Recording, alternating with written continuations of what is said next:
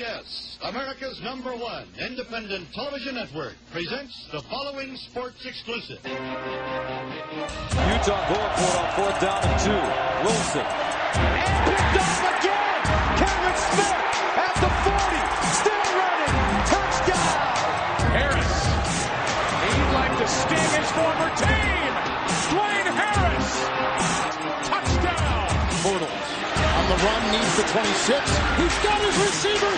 It's a touchdown. Allen Hurns. And Jacksonville has taken the lead. From the left hash. Kick is blocked. Georgia Tech blocks it.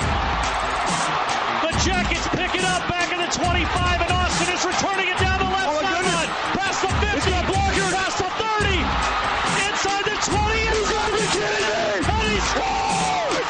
He scores! Lance Austin picked up the block kick and returned it all the way to the house of the North End Zone.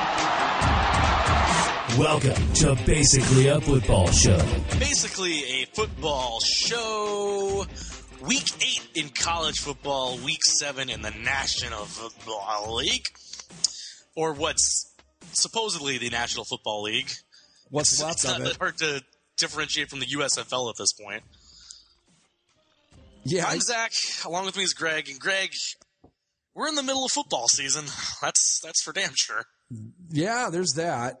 The NFL, I think the USFL is better at this point, don't you? Yeah, the NFL is just not good right now, and it's hard because there's some elite teams, some undefeated teams, but you got to wonder, are these teams even that good? And then there's no middle right now, I don't think. No. There's a lot of suck in the NFL this season. A lot. There's a lot of bad teams right now. A lot, yeah. So because of all that, we're going to table that discussion for a little bit, and we'll get into college, where it was kind of a middle-of-the-road college week, but 2 big upsets and some interesting developments elsewhere in the polls. So let's start with, again, your #1 team in the land, Gregory, the Ohio State Buckeyes, who finally picked the correct quarterback in a 49-7 win over the State University of New Jersey, Rutgers. Okay, before we start with this, I've got to ask you this question, because a lot of people say this to me. When they first hear Rutgers, they automatically assume it must be some sort of kind of prestigious university because of its name. Or a private school or something. Yeah, when really it's just New Jersey State. Yeah. And it just cracks me up. But, watching this game, the question that kept coming back to me is, why didn't you go with JT Barrett from the start? Yeah. He's just so much better. He fits in that offense perfectly. He does. Like, the dual threat ability he possesses, and he makes the right decisions with the ball in the air.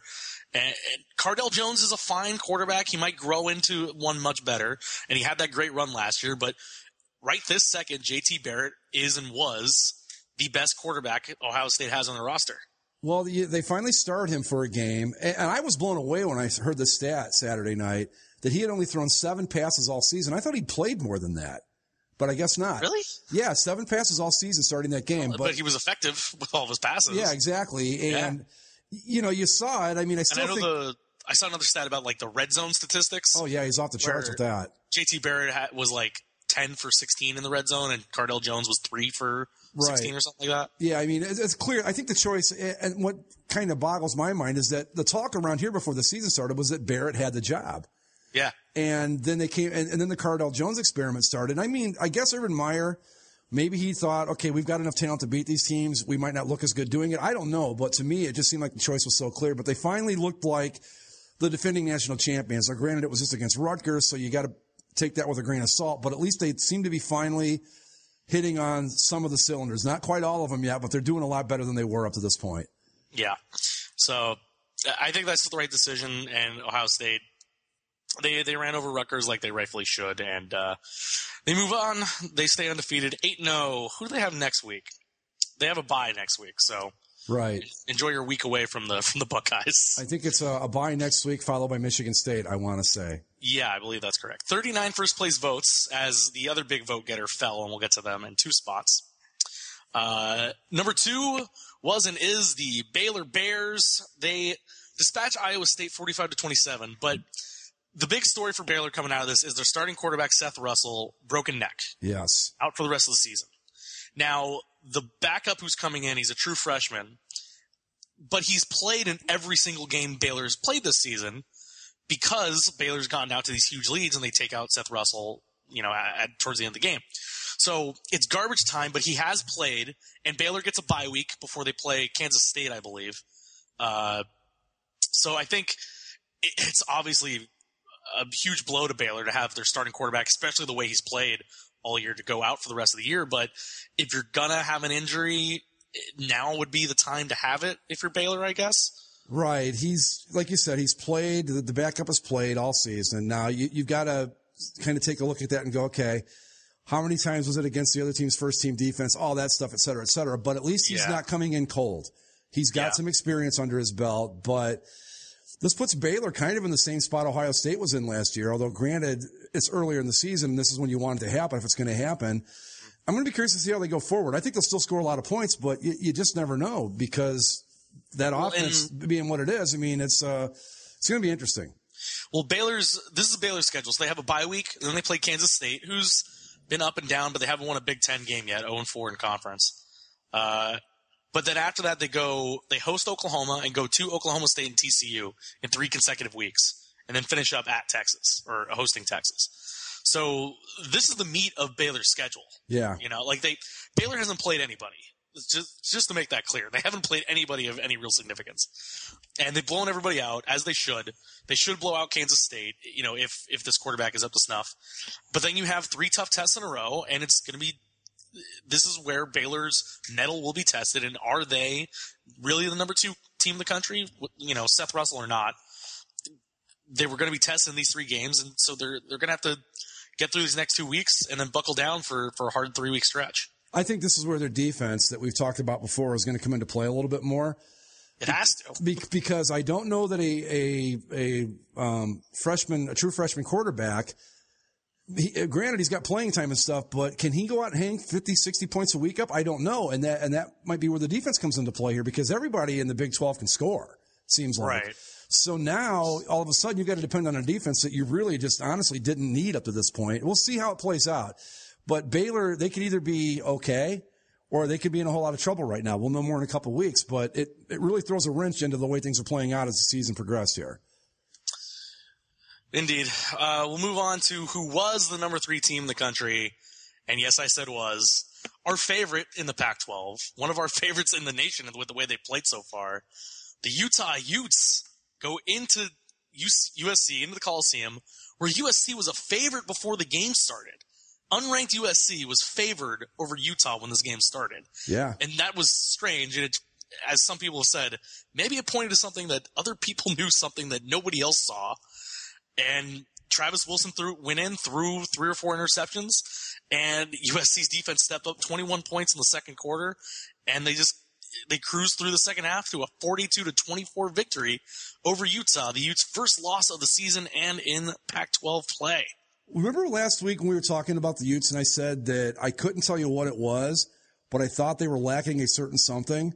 Yes. I think what we saw in this game was what they were lacking, and then they came strong out. Quarterback play. Well, they came out and they got punched in the mouth, and they didn't quite know how to react to it. And USC just had their way with them, simple as that. It's kind of a shame, really, because I really like the Utes, but right. But in the thing with Utah, though, every other team in the Pac-12 South has 2 or 3 losses. And Utah just has the 1 loss now. So they're still in control of the division. Right. They're still in control of their destiny when it comes to the Pac-12 championship. And in the poll this week, they fall down to number 13. I don't think there's any ranked teams left on their schedule. I think they still have to play UCLA. Yes. They get their Oregon State, Washington, Arizona, UCLA, Colorado. That's the rest of their schedule. Very winnable. Right. And just the 1 ranked team in UCLA. So I don't know how much further they could jump back in the polls based on that. But, again, if they were to go ahead and win the whole Pac-12 and beat Stanford in the Pac-12 title game, if things were to stay as they are, Utah could still sneak into the playoff. Because that's the other thing is something we have to remember. The playoff rankings start next week. So this upcoming weekend is the last weekend to prove yourself and make your case, and then the committee will slot you as they see fit.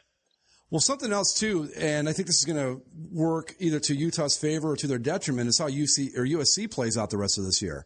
Yeah. If USC puts it back together and starts playing good football again, this loss doesn't look as bad going down the road. I don't think it's a bad loss even at this point.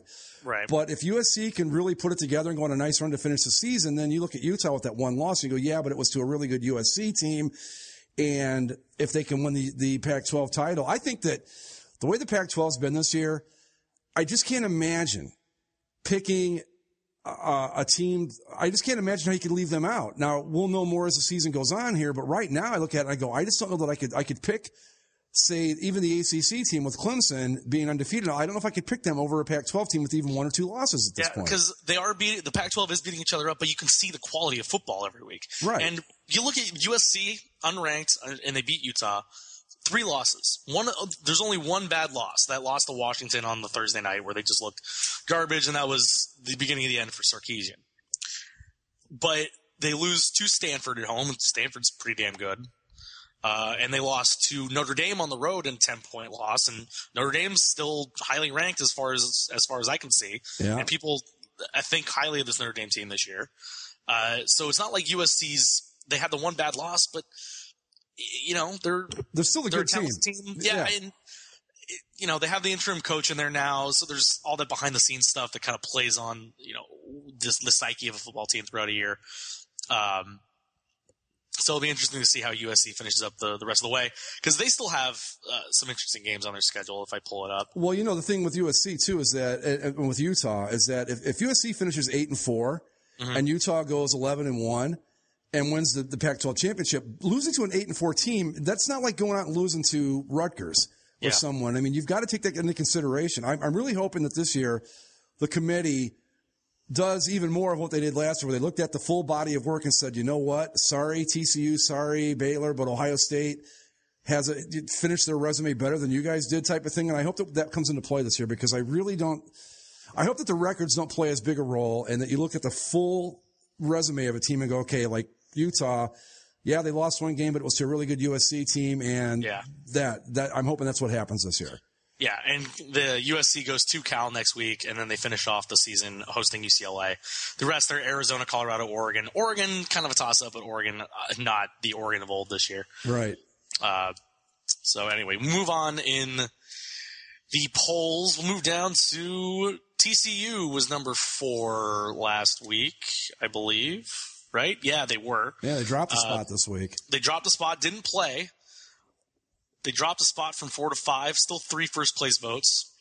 And number 5 last week was your LSU Tigers. Defeat Western Kentucky 48-20. Leonard Fournette, another 150 and a touchdown. But the big news out of this game, 250 yards passing by my LSU Tigers. Yeah, how about that? 250. Yeah. If they can do that, they're going to be fine. Well, they get, I believe they have a bye week now, and then they play Alabama in 2 weeks. So there's your lead up. Number 6 in the country was the Clemson Tigers. They move up 3 spots after a 58-0 trouncing of the Miami Hurricanes. The worst loss in Miami school history, and the end of the Al Golden era as he's fired after this game. Clemson 58-0, number 3 in the country. Man. What do you think of those Tigers? No Clemsoning in sight just yet. Not at this point, no. And the couple of times that they've had a chance to Clemson, they haven't this year. So maybe they're legit this time around. Mm-hmm. But to go in, I mean, they beat Miami so bad they got their coach fired. That's a pretty impressive win. But here's the thing. This has been brought up on some shows I've been listening to all week. Is that Miami job as a coaching job, is that still the marquee job that it used to be? I don't think it is. I don't think so either. I mean, because you look at the state of the program in terms of wins and losses from a win-loss standpoint. Then you look at the state of the program in terms of the sanctions that they've had to go through and the aura around it, and even where they have to play out in the Dolphin Stadium, which isn't anywhere close to campus. The atmosphere sucks. It just right. Miami is not the U anymore. No. As much as people want them to be, or they say they are. And, they get the fancy new uniforms and all that stuff. They're not the Miami of old. They're just not that caliber of team or program as a whole. No, I think you got to put them down at the Pittsburgh, level like that. I mean, good team, but not a serious contender anymore. And it's just a shame. Well, I guess it's a shame depending on how you look at it. But everybody's talking about who's going to get that job. They're throwing some big names out there, and I got news for you. I don't think a big name's going to take that job anymore unless you just throw a truckload of money at them, and I don't know that school has the money to throw a truckload of money at somebody. Especially in the state of Florida, as it is when you have to go against Florida and Florida State, and those two, Florida's back on its way up, and Florida State, is consistently where it is, and they get to recruit against every other team in the South, and you have other rising powers in Florida like UCF, and you're behind. You're behind all those teams. You're behind UCF, really. Yeah. Well, at this point, would you rather go to Central Florida or Miami? I go to UCF, brand new stadium. I think it's located on the campus. It's rising program, getting bowl bids. Yeah. Yeah, I mean, Miami, the thing is, too, like you said, those other schools, they do have a truckload of money to throw at a big-name coach, where Miami doesn't. I just think that we're starting to see this program settle into what it's probably going to be from here on out, which is, like I said, a Pittsburgh, Iowa, second-level type team, which isn't a bad place to be, but... They'll rise up every now and again. They'll get, all the talent will coalesce at one time, and then they'll kind of come and then go, but they won't be a consistent contender. As they were in the 80s and early 90s and 2000s. Yeah, those days are long gone. Yeah. Ed Reed. Somebody talked about Ed Reed taking the head coaching job at Miami. That would be interesting. Yeah.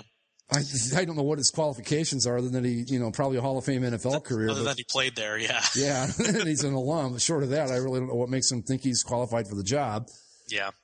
But Clemson continues to look good. They move up to number 3 in the country. Number 7 was the Michigan State Spartans. Close early, but they pull away late against Indiana, 52-26. Hoosiers fall, and Spartans 8-0. Connor Cook still looks good. Yeah, they escaped. Was it last week with that one against Michigan? Yeah. Or a week before? I don't remember when it was. Yeah, but a week ago with the block punt return. Yeah, that's right, because we've had that 2 weeks in a row now. But I think, too, that this Indiana team, I'm not going to say they're good, but they're frisky. They are going to put up a fight. So 0-4 in the Big Ten, but they could have won. I mean, they took Ohio State right down to the wire. This Michigan State game was closer than the score would indicate, because I watched a lot of that game, and Michigan State pulled away late, but the Hoosiers were right there with them most of the way. I don't know about this Michigan State team. I'm not sure they're as good as their ranking. I just don't think they are. No, but we've said that all year, and it'll all come to a head when they play Ohio State, because again, they should have lost the Michigan game. Yes, that's a loss. They didn't win that game. Michigan handed it to them. Right, they lost that game everywhere except the scoreboard, and I guess at the end the scoreboard's all that matters. But still, you can't look at that and go, "That was a great win for us," because it was a lucky win. No, and they get a week off now before they play Ohio State, but you got to think Ohio State's got to beat them, right? I would think so. Well, actually, no, they don't play Ohio State next. I'm sorry. They get a week off. They need that week off so they can play at Nebraska, then Maryland, and at Ohio State November 21st. Okay. So a couple weeks still before that. But yeah, as far as Ohio State goes, watching the two teams play this year, and it's really hard with college football because you just don't know what you're watching, because there's so many damn teams. You don't know who's good, you don't know who's not. But just watching the two teams play, Ohio State just looks like they're the better team than Michigan State. Now, that may turn out to be not the case, but I just don't think the Spartans are quite as good as they were last year. They're in the rankings. I think a lot of it's based on what they did last year, and they're 8-0. But it's an 8-0 that's not terribly impressive, is the way I would put it. Yeah. So Michigan State, they're not better than Alabama, a team they're ranked ahead of. That's a given, right? Yes. Michigan State moves up to 6 from 7.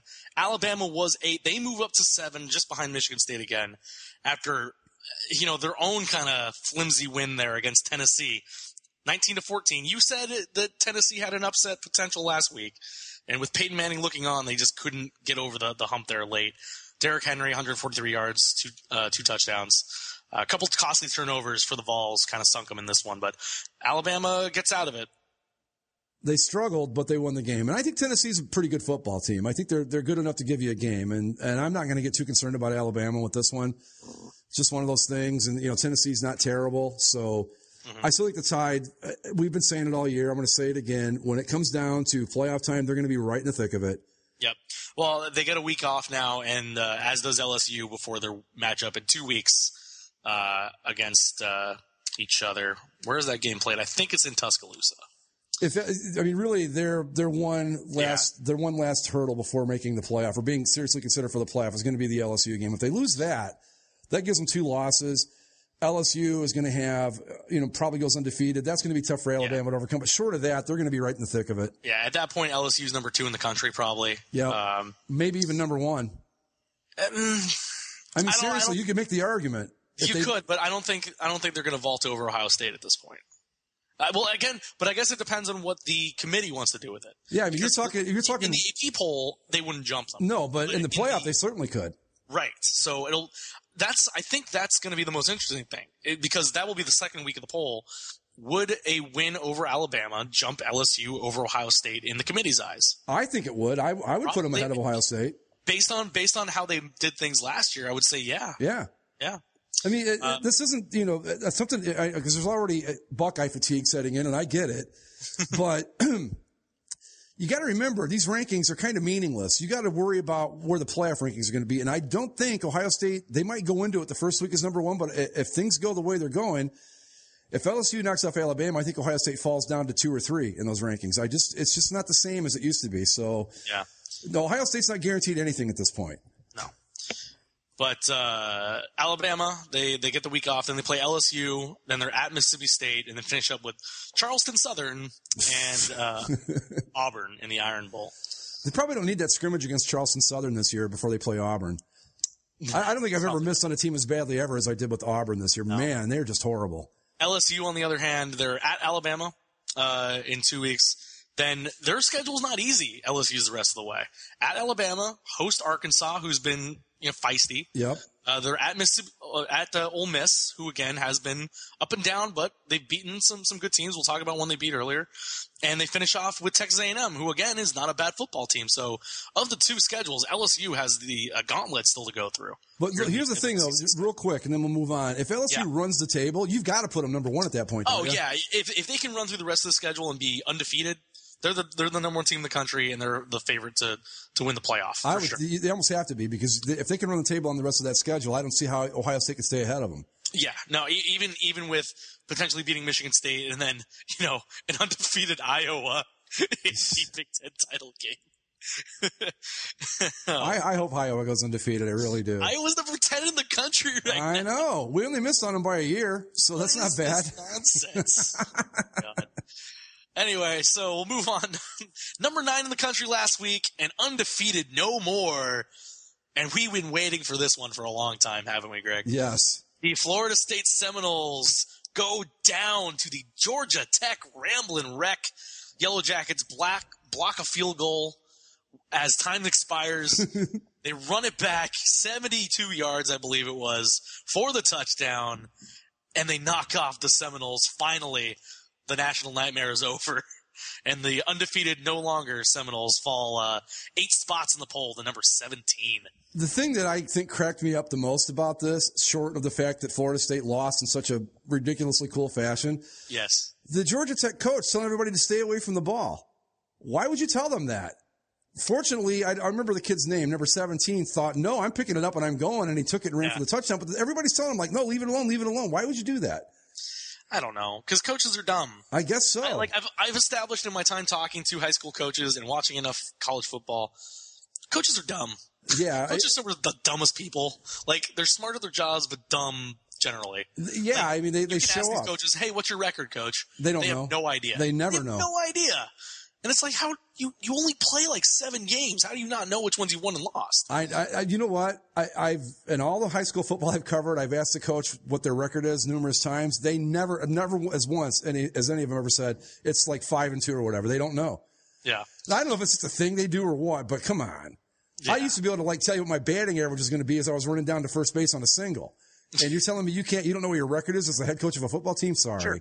I counted my saves during every game when I played lacrosse. Right. Because nobody else was going to do it for me. I needed to know. If I walked off the field after a baseball game, how'd you do, Greg? Well, 3 for 5 with 2 RBIs. It wasn't I don't know. Come on, please. Right. But anyway. Anyway, so Florida State finally knocked off. Thank God. Yes. They're the one speed bump left for Clemson.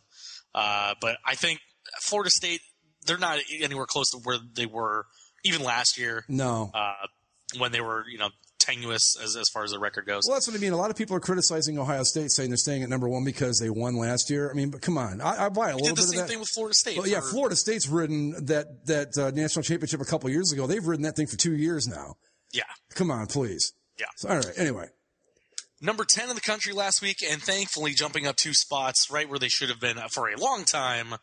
The Stanford Cardinal with a 31-14 win over Washington. Stanford undefeated in Pac-12 play, 6-1. The one loss to Northwestern in that opening week.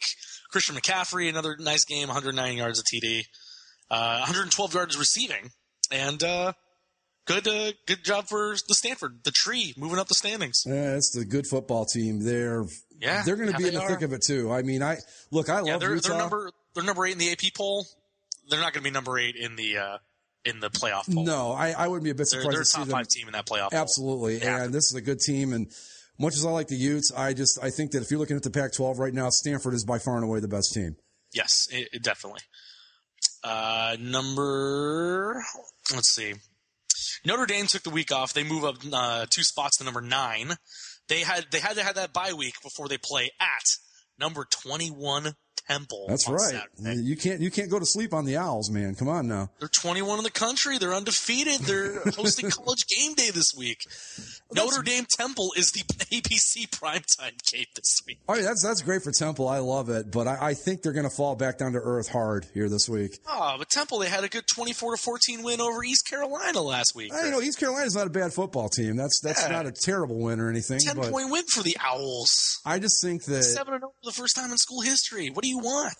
I think it's great for them. I just think that Notre Dame's going to curb stomp them, and that's going to be the end of a nice little story. I think they'll probably stay in the rankings, but Temple Owls. Well, I don't know. At 22, they're probably not going to stay in the rankings. No, probably not. They're in the hunt for one of the non-Power 5 bowl bids, right? Well, they're a step behind your Toledo Rockets, who are 21. Yeah. Rockets had a little bit of a tough time with UMass. We'll get there to that when we get down the poll here, but yeah. So let's keep rolling along. Number, I guess, where am I supposed to start? Yeah, number 14, Oklahoma State take care of a hapless 0-7 Kansas, 58-10. Jeez. It always amazes me. I think we've talked about this before, but how these prestigious, like, historic basketball schools can't put together like a half decent football team. Kansas had that one stretch a few years back where they actually went to the Orange Bowl, and they were pretty good, and that's it. That's the only time I can ever remember in my entire life that team being good. Yeah. Other than that, it's been like this. You got to give credit to the kids that show up and play every week for a team like that, because they know they're not going to win anything, and it's still a Division I scholarship and all that, but that's a lot of hard work just to go out and get your ass kicked every week. Yeah. So Oklahoma State, they move up to 12, up 2 spots. Just behind a lot of bye weeks last week. Iowa was off, but they move up 2 spots, and they're a top 10 team in the country. Look out. Here come the Hawkeyes. Florida moves up 2 spots. They're number 11 in the country after a bye week. They have the rivalry in Jacksonville with Georgia this week. They should have no trouble with that game. Should. Who was next? Number 15 was the Texas A&M Aggies, and that's been a team that's been up and down recently. As Ole Miss shuts them down at home, 23-3 win for Ole Miss.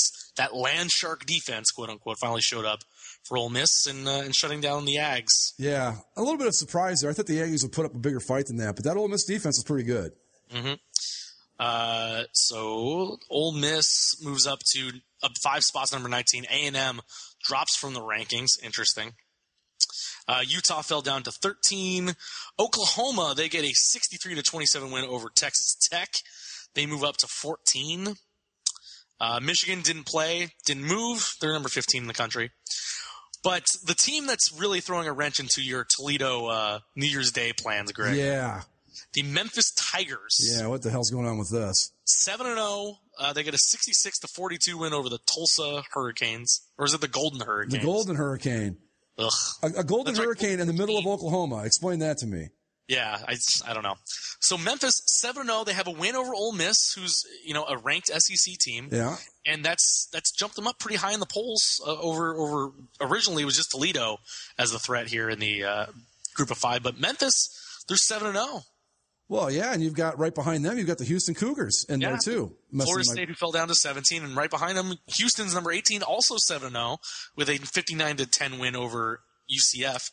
Those two teams play each other here in a couple of weeks, actually. That'll actually be a really good football game.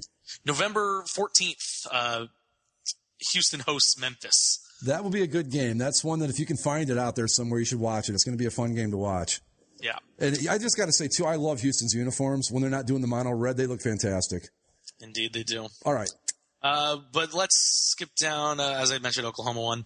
Your Toledo Rockets, Greg. 51-35 win over UMass. They had to rally from 21 points down to win this thing, but a huge second half, 41 points there in the second half to pull away from UMass.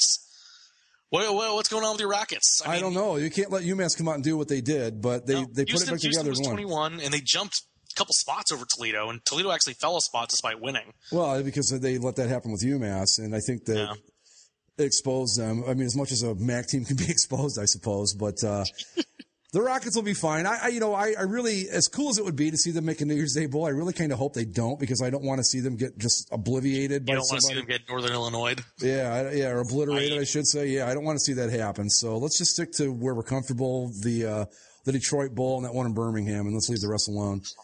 That's such a sad fate for the MAC champion. Hey, for your holiday plans, you get to go to Detroit. Yeah. Where the MAC championship game already is. Right. Right? That's terrible. I don't know, though. If they finish with 9, 10, 11 wins, they could actually move up to a better bowl than one of those two, maybe. You never know. Who knows? Maybe they can meet you down in Florida. Hey, that'd be nice. Play in the old Gator Bowl or something. I don't know. How about that? Yeah. As we said, Temple, they're undefeated. They're up to 21. Our Duke Blue Devils, Greg. Nice game. Way to go, Dukies. 4 overtimes. Yes, sir. Against the Virginia Tech Hokies for a 45-43 win. 6-1. Duke's cruising. And they get the Miami coming off the worst loss in school history next week. So Duke's going to move it to 7-1 probably. Yeah. They're in the hunt, man. They're in the hunt. All they got to do is run the table, win the ACC championship, and they're in playoff contention. Yeah. That's not too much to ask out of a Duke football team, right?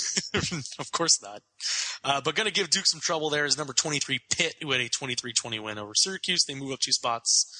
UCLA beat number 20 Cal, 40-24. Cal's offense kind of disappeared in this one. I was a little surprised by the outcome of that game. I thought Cal would win first off, and then to only score what they did was a little surprising. Yeah, definitely. So UCLA back into the rankings at 24, and Mississippi State moves into the rankings at 25. Now next week, not gonna lie, it's another week. It's another week. Whole lot of nothing, huh? You know who our only ranked matchup next week is, Greg? No. Notre Dame Temple. That is your ranked matchup of the week. Number 9 Notre Dame at number 21 Temple.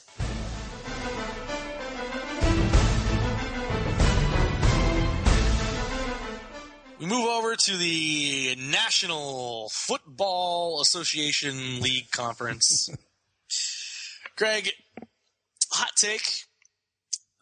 The NFL sucks this year. It does indeed. I don't know how else to put it. Like there's the good teams, there's the undefeated teams. Even a couple of them are we sure they're good or not? There's very, very little when it comes to a middle portion of the conference. There's a lot of bad teams in the league this year. A lot of really bad football teams. It kind of goes like, okay, we know New England's good. Pretty sure about that one. I think we know that Arizona's probably pretty good. I think we know that Cincinnati's probably pretty good. Yes. But Denver? Denver, I'm not so sure about. Great defense. Carolina? Carolina, I think, is good, too. I'm going to give them the nod and say they're good. After that, Denver, Green Bay, I'm not sold on either one of those teams. Well, you're more critical of Green Bay than others. I think but look at them. I mean, you look at that team. I mean, I don't think they're as good as their record. Have they played anybody yet? Well, they beat Seattle. They play the Broncos this week. Yeah, that's going to be an interesting game because you've got 2 undefeated teams that I don't think are as good as their records would indicate. It's going to be curious. But, yeah, the NFL is just not good this year. Even the good teams, well, I shouldn't say the good teams, but like you said, there is no middle. It's either you're watching one of the good teams or you're watching bad football. Pretty much the only way to describe it. Yeah. So let's start on Thursday with 2 bad teams playing each other. 49ers are officially out, right? They're horrible. With a 20-3 win by the Seahawks. Kaepernick looked like garbage. Yeah. Kaepernick was bad. Kaepernick is bad. He is bad. He's been bad for a while now. Yeah. And on national TV, he stunk the bed. He sucked. He was bad. He was terrible. I heard on, I think it was Dan Patrick's show yesterday, they said that somebody described Kaepernick in the 49ers locker room as he's an island unto himself. Like, people won't even talk to him and stuff. I mean, that's... I wouldn't want to talk to him either. I mean, I don't know if it's because he's a jerk or if just because they're like, don't let any of your badness, rub off on us. I don't know. But this 49ers team, we knew they were going to be horrible. But man, oh man, when they look bad, I mean, they are really, really, really bad. And Seattle staying alive. I mean, they're not out of it as we talked about last week. But not an impressive win, though. No, but it's the 49ers. You should beat them. Right, exactly. How did the 49ers beat two teams? Well, okay, they beat the Ravens, who are equally as terrible now. And who else did they beat? They beat the Vikings in Week 1. Yeah, I still don't know how they pulled that off because it was one of those. It was the late Monday night game. I think that has something to do with it. And I don't know. I think the Vikings are okay. Mm-hmm. Vikings are in a playoff spot right now. Yeah. So I don't know how much you really want to say more about that game. It's just Seahawks 20, Steelers 3, or 49ers 3. Blah. Yeah, two bad teams, and don't get excited about the Seahawks. They're not back. They just beat a team that's worse than they are. Simple as that. Yeah, I think. Do the Seahawks have the bye this week? No. Who did they play? The Seahawks play the Cowboys this week, who actually didn't look too bad with Matt Castle under center. So see how the Cowboys do. They got to stay alive in the season with a win because the rest of the division is starting to make some noise. When we talked about the Cowboys, we said with Romo out, they needed to go at least 4-4 over those 8 games. Right now, they're 0-4. And they're halfway through, and they haven't won a single one of those 8 games yet. So they basically got to reel off 4 in a row, I think, at this point. Yeah. To get back in it. But anyway. Move over to Sunday, and we'll, again, stay with the terrible theme. My Indianapolis Colts. I didn't get a chance to watch this game. I did. I got notifications on my phone, and the ESPN app was malfunctioning, so it made me even more angry because it kept saying that Luke McCown was throwing the touchdown passes, and I was like, are we losing to goddamned Luke McCown? But it didn't matter. The Saints were up 20-0 at half. The Colts made a run late like they do when they're down big, but Saints win this one in Indy, 27-21. Saints are 3-4. Colts are 3-4. 1-3 at home. Luck 333 with 3 TDs. That's great, but you're already down 20 points when that happened. Right. The defense is bad. The offensive line is terrible. The offensive line is bad. Luck's making some bad decisions out there. Yeah. I either think he's not healthy or he's just frustrated as all hell. And you know what? As much as I like Chuck Pagano, he's a great guy. I don't know that he's that good of a football coach, and I wouldn't be mad if he got fired. Well, here's the Either thing. now or at the end of the season. You brought it up last week or maybe the week before. You said that his best season was when Bruce Arians took over when he was sick. Yeah. I mean, there's something to that. Yeah. Yeah, that's a bad team. I mean, we really thought they would have some progress this year, and they have regressed a lot. They're just not good. There's just no other way to put it. They've got a great quarterback, but they can't protect him. Mm-hmm. And your defense let Mark Ingram, of all people, put up 143 yards on you. Now, Mark Ingram's not a bad back, but come on. Mm-hmm. At home, you just can't let that happen. Just not a good team. Just bad. And somehow at 3-4, they're still leading the division. But coming on hard after a big win in London, England, live on Yahoo.com, the Jaguars knock off the Bills 34-31, 27 points in the second quarter. The Bills were starting E.J. Manuel at quarterback, so I think that had something to do with it. It had a lot to do with it. But the Bills fall to 3-4. Jacksonville's 2-5, coming on strong. Again, neither of these teams are good, but there's a lot of football this weekend where it was two bad teams playing each other, and this was another example of that. Yeah, exactly. And the Bills, I think, I don't know. I mean, now I think Tyrod Taylor was hurt. That's why he didn't play.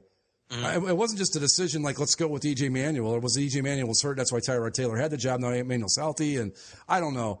But the Bills aren't good. The Jaguars tried to give this away and couldn't. Ended up getting it back. This is, like you said, two bad teams playing each other. There's really not much more to say about it than that. But the Jaguars, only one game out of the division.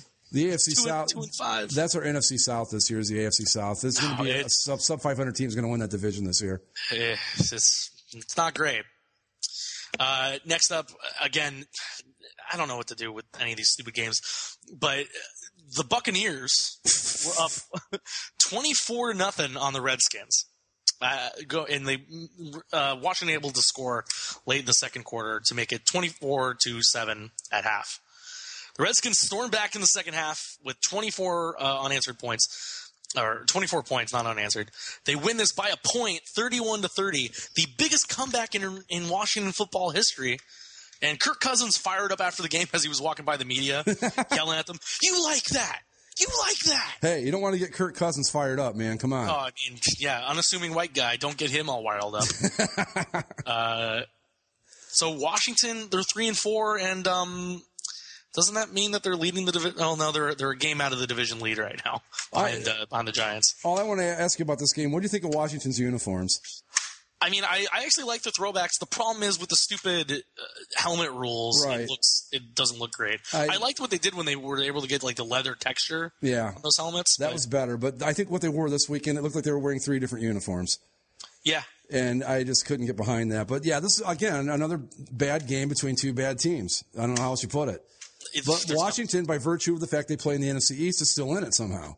Yeah, again, it's just such a shame that the Cowboys have had to deal with those injuries because you look at the rest of that division and they should be pulling away from it. They should be 3 games up on all these stupid teams. They should have it wrapped up by now. Yeah, really should. Yeah. Moving on down the line, the Falcons. What do you do with this team? I mean, they lose to the Saints last week, and then the Titans, without Marcus Mariota, they only beat them 10-7. Yeah, I don't get that. What the hell? The defense played fine, obviously. I mean, you're only shutting down Zach Mettenberg, but still, you only give up 7 points. Threw for 251. Devontae Freeman ran for 116. You get 10 points? Yeah. And I don't know. I mean, we thought the Falcons were good, but I'm going to write this off as an anomaly and just not even worry about it. I just don't know what the hell happened here because last week. That was a loss. I don't know what to make of these guys. I mean, I thought they were good. I think they're still going to be okay, but man, only 10 points against a really bad Titans team. Come on. You got to do better than that. Yeah. Got to do better than that. In Detroit, the Vikings, who putting together a pretty good run here. They're 4-2, currently in a playoff spot where the season ended today, 28-19 over the Lions. And I think, you have a lot of confidence in these Vikings, Greg. And my irrational confidence team this year, the Vikings. And I think just based on the state of the rest of the league, and particularly the NFC, Vikings are going to be a playoff team, I have to think. I think so. I mean, you look at the middle of the pack in the NFC. Who's better than the Vikings? Lions? No. Come on. I couldn't tell you. I mean, maybe one of those other NFC East teams. I think the other thing, the thing that's going to be a problem for them is you have the Panthers and the Falcons, right? Who fill up a spot. So I think it's going to be the Vikings against whoever's second place in the East, really. Right? I guess that's got to be it because nobody else in the South is going to come up. No. The West is bad. Maybe the Seahawks. The Rams are at 3-3 now. They might make some noise. You just don't know. But this is a perfect illustration of just how bad this league is this year.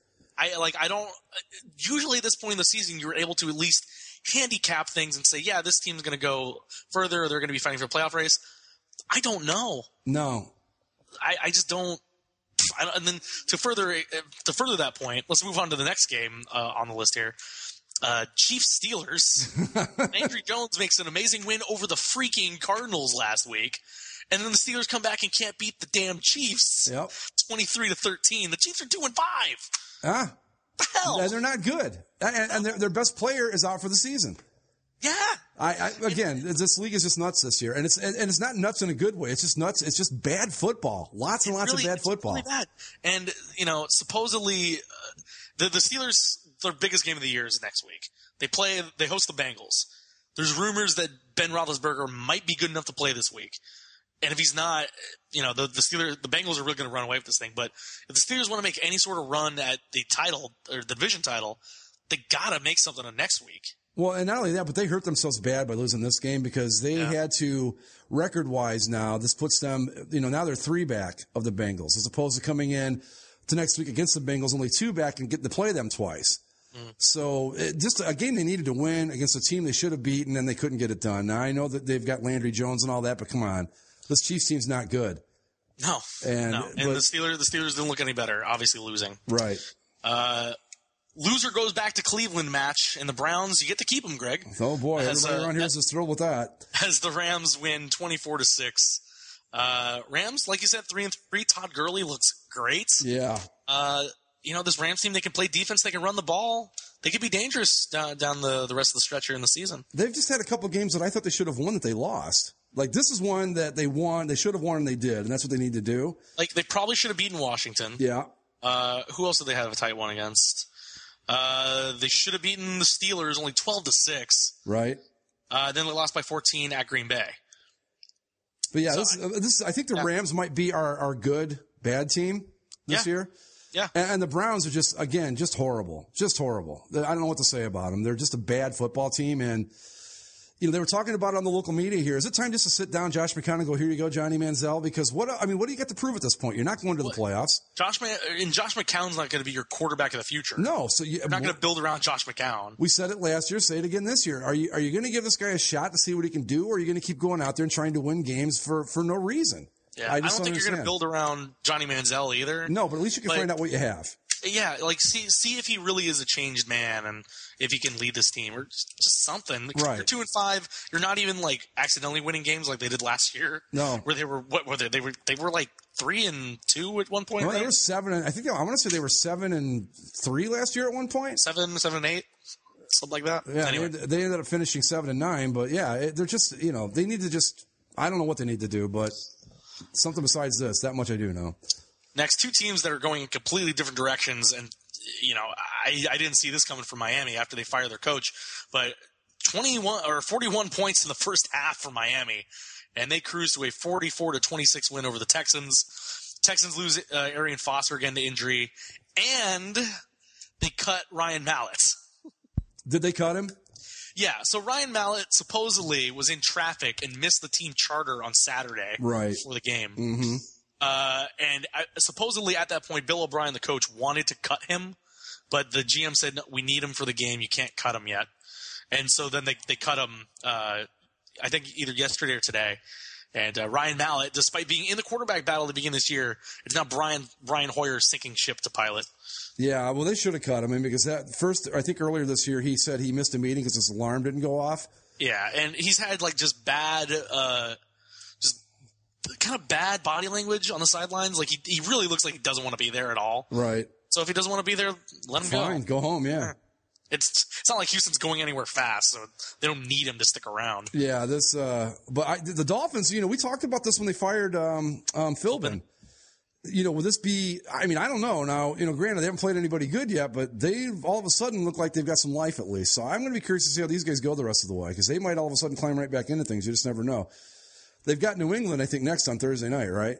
On Thursday night, yes. They play the New England Patriots, who, with a 30-23 win, they held on late to win to go 6-0 over the New York Jets. A tight game, probably one of the better games of the weekend. The Jets aren't a bad football team, man. The defense is good. Just some bad turnovers by Ryan Fitzmagic. And, maybe they win this game, but again, it's another thing where the Patriots are winning these games, but they're not blowing anybody out either. That it's one of those things where once they're ahead and they kind of think, oh, well, we're going to win the game now.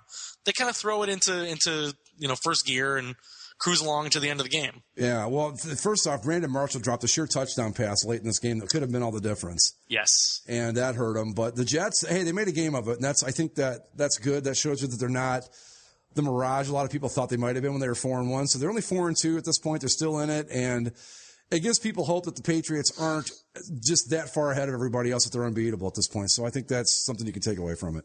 Yeah, but again, the Patriots chug along.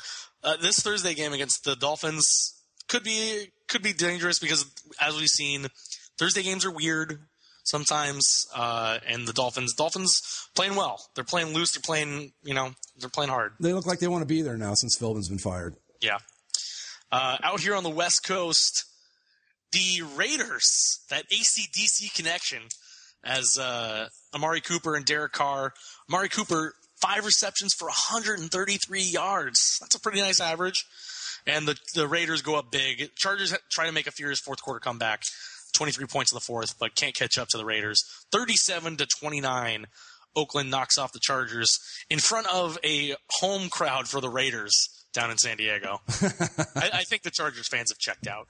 Yeah. Well, 2-5 now. Raiders are 3-3. Yeah. Well, hey, the Raiders kicked their asses in the first half of this game. I mean, it was just something to see. But I don't know what you expect in San Diego. All you do is talk about you want to move to Los Angeles, and your team comes out and you're terrible. Well, of course no one's going to show up. Yeah. Well, I mean, I wouldn't bother. True. But yeah, the Raiders are 3-3, so I'd like to see them do well this year. I don't know that they've got enough talent to pull it off, but hey, if we've got to have bad teams, let's at least have some fun with some of these bad teams, right?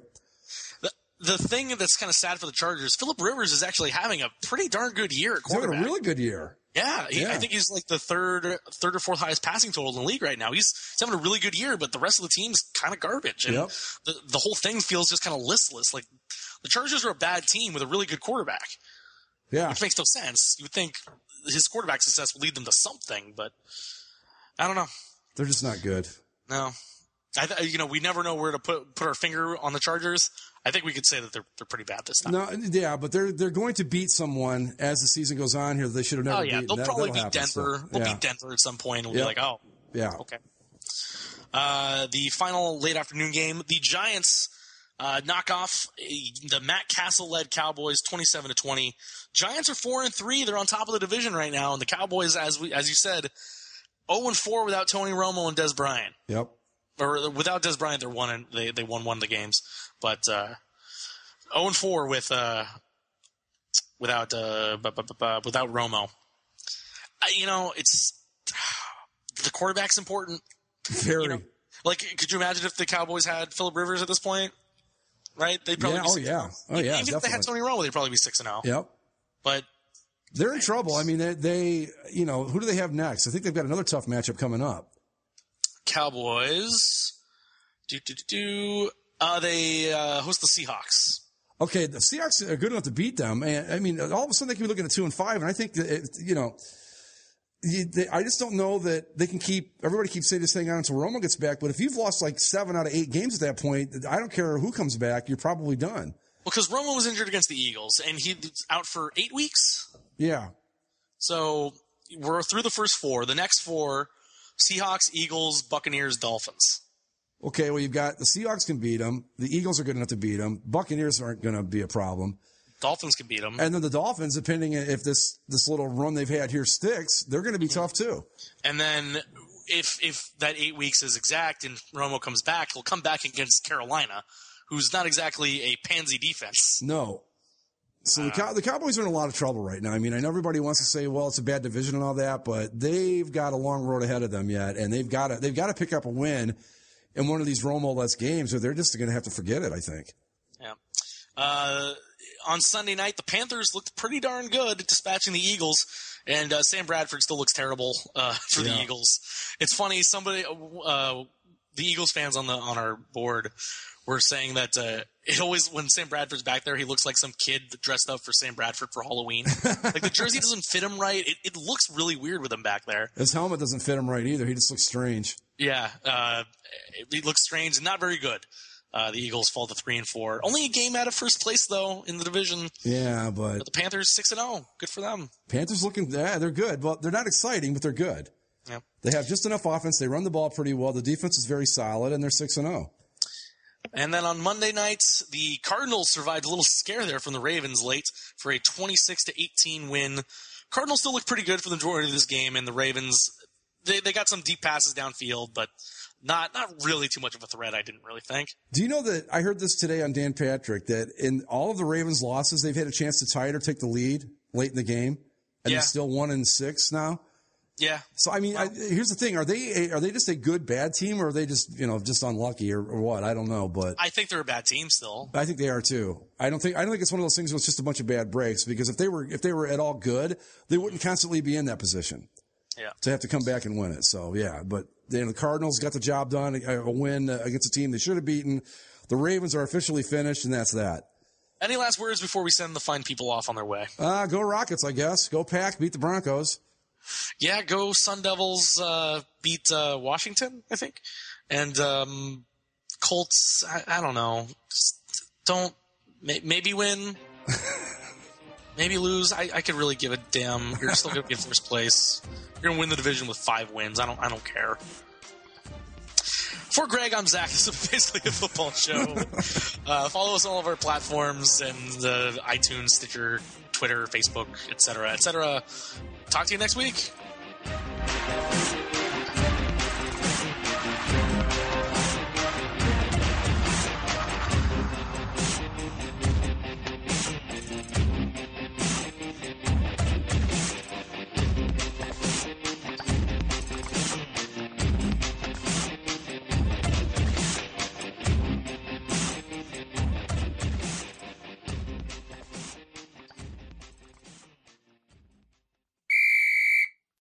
from the left hash to remain unbeaten and perhaps a player in the college football playoff and the 29th consecutive conference win. Blocked! Snuffed! Rubbed out! Erased! And Georgia Tech with an opportunity. Austin still on his feet. One man! You can't believe what just happened! What a time to be alive! What the hell are you talking about?